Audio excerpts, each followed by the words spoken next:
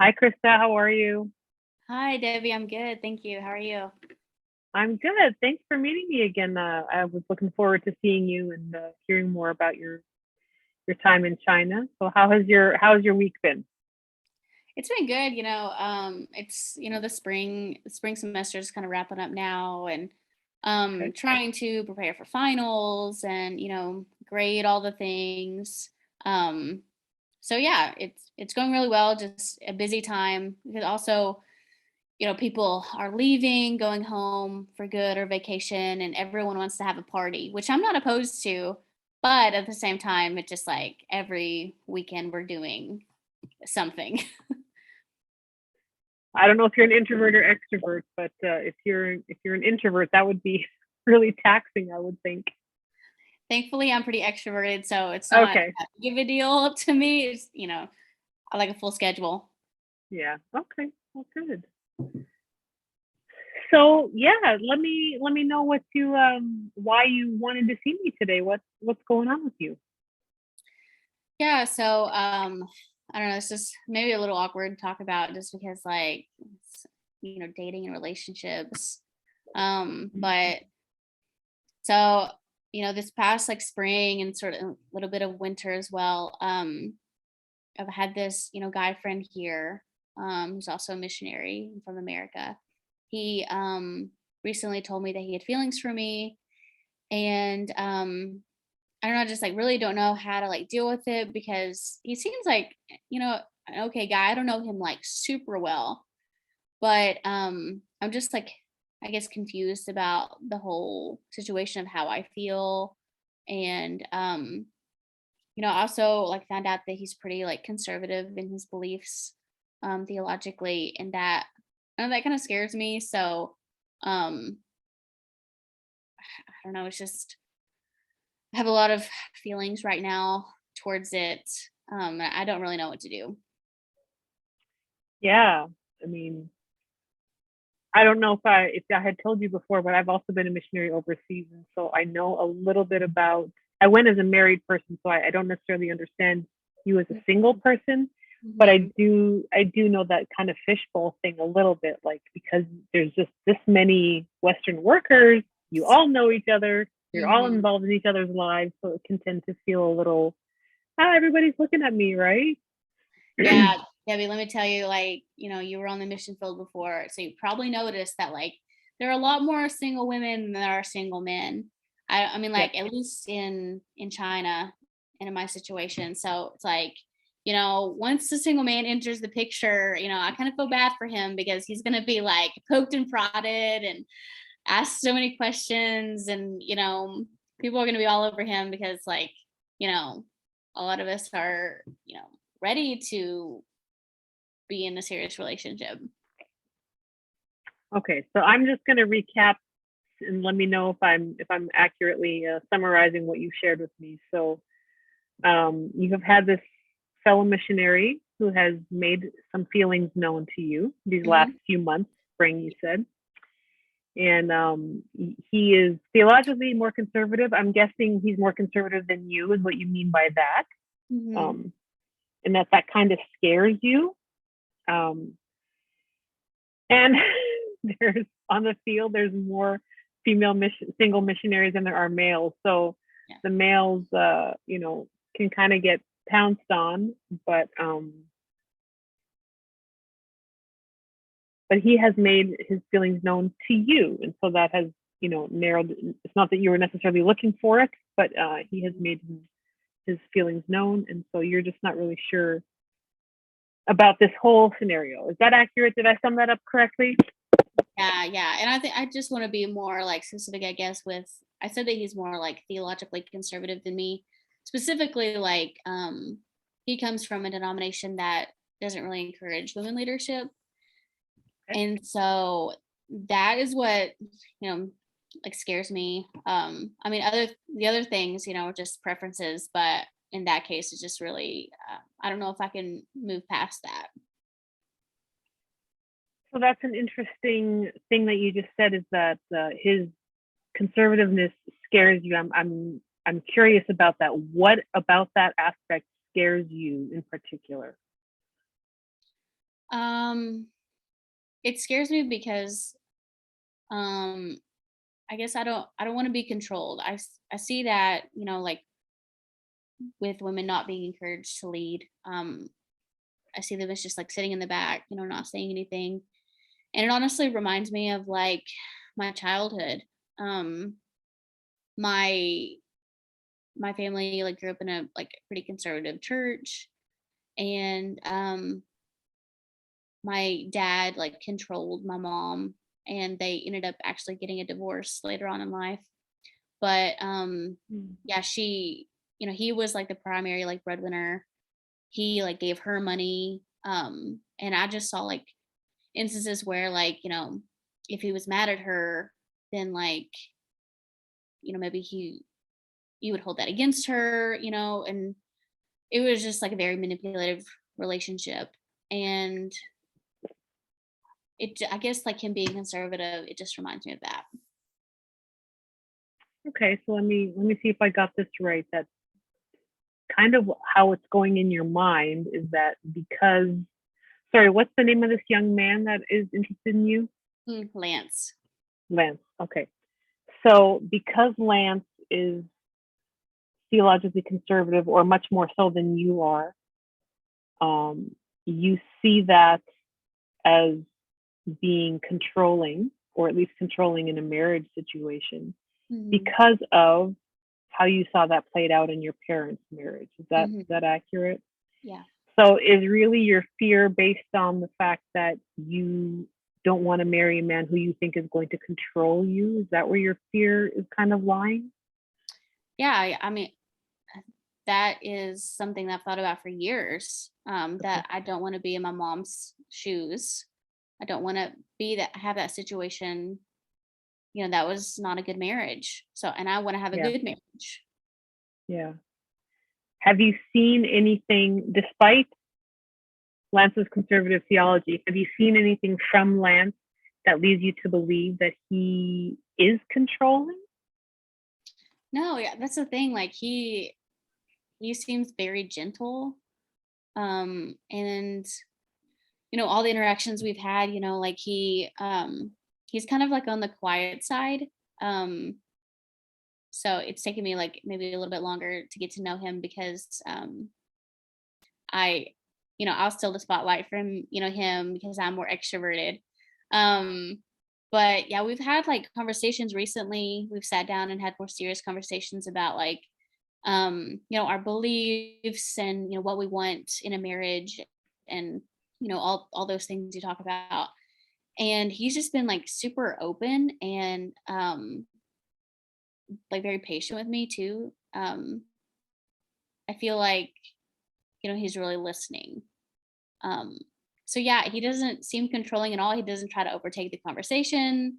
Um, he just like sits there and takes it. And I criticize him sometimes. Like I know, and he just sits there and is like, okay, that's how you feel. So he hasn't said or done anything with you in particular that has shown you that he would be a controlling person. Is that accurate?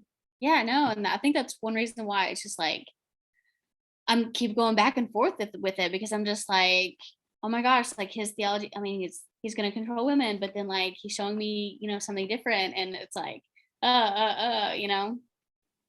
Yeah.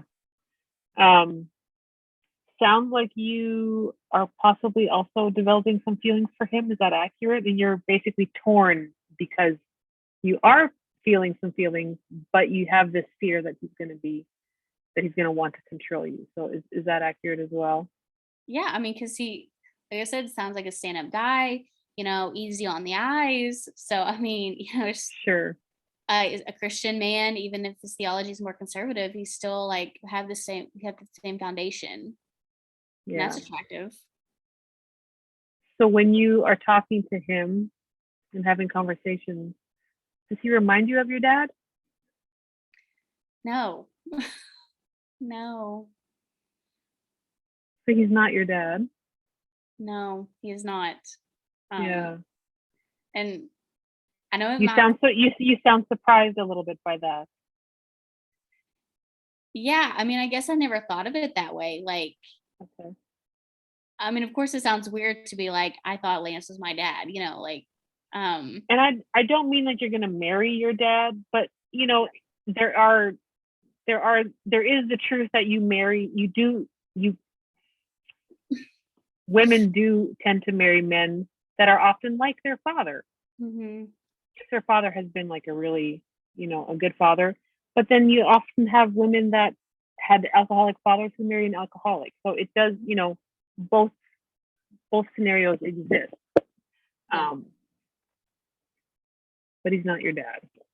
yeah, Yeah. yeah, and I mean, Debbie, I just think I needed someone to say that to me too. Like, I mean,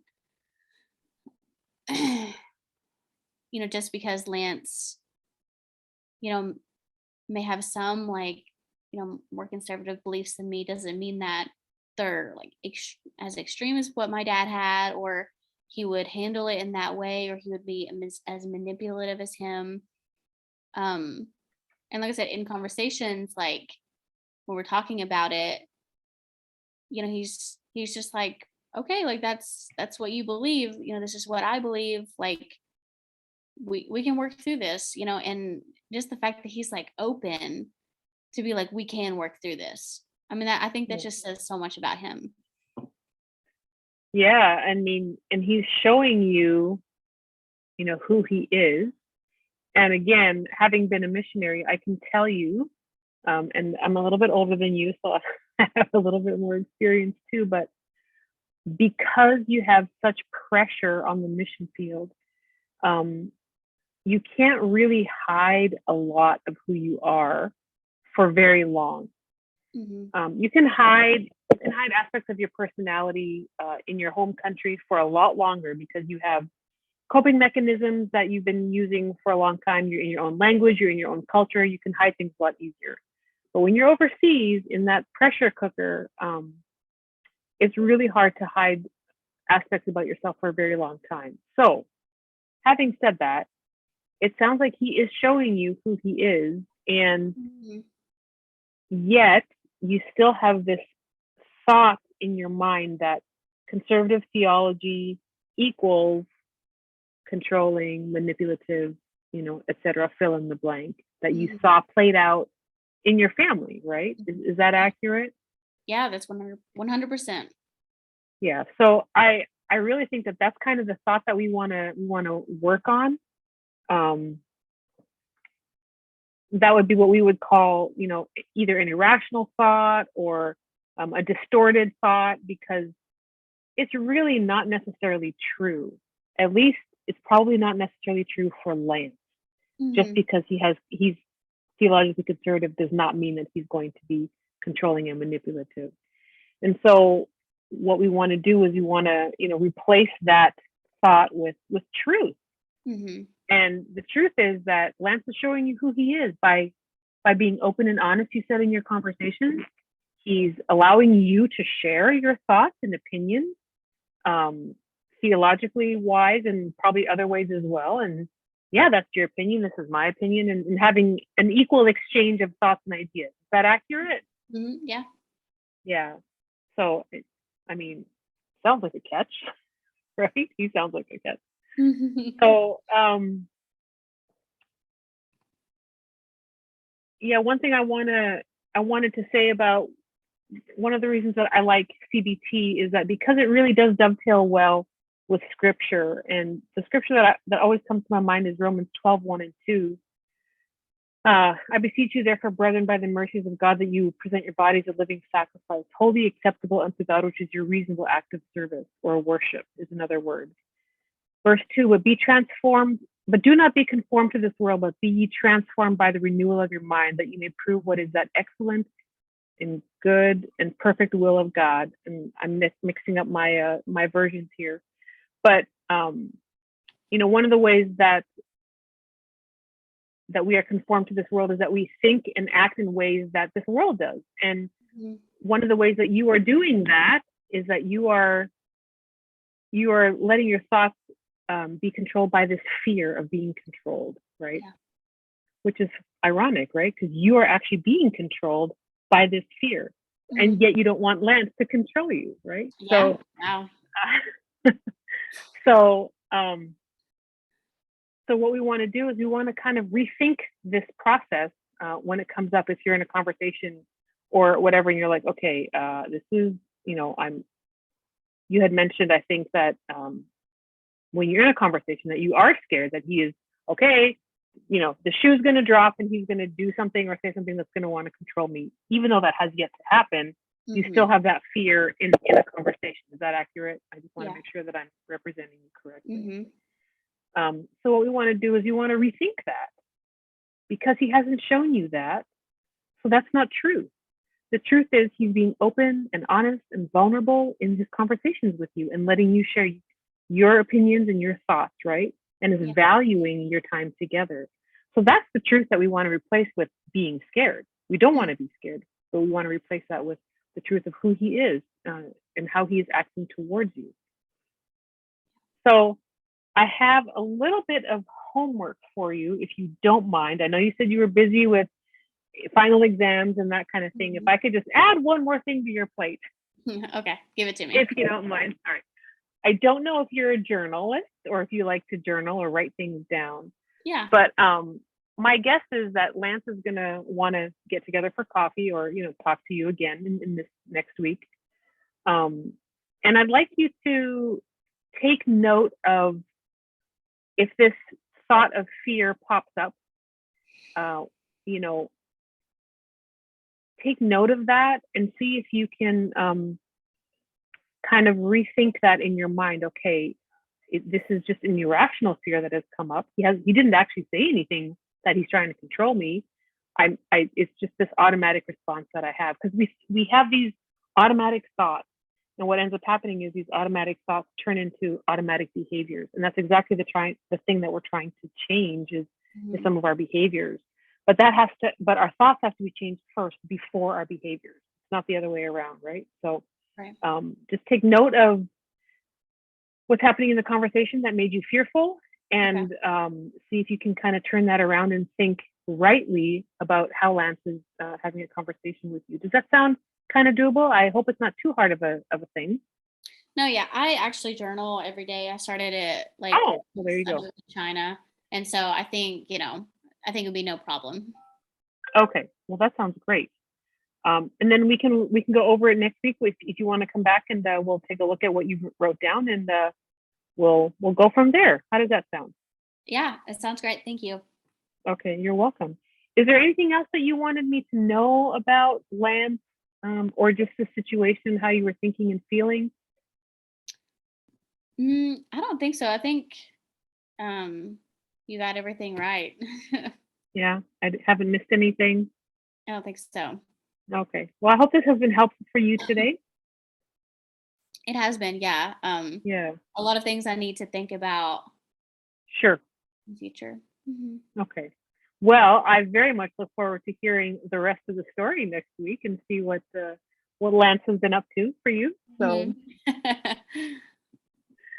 so yeah, so we'll make an appointment to meet next week again. Okay then? Okay, sounds good. All right. Bye, Krista. Bye, Debbie.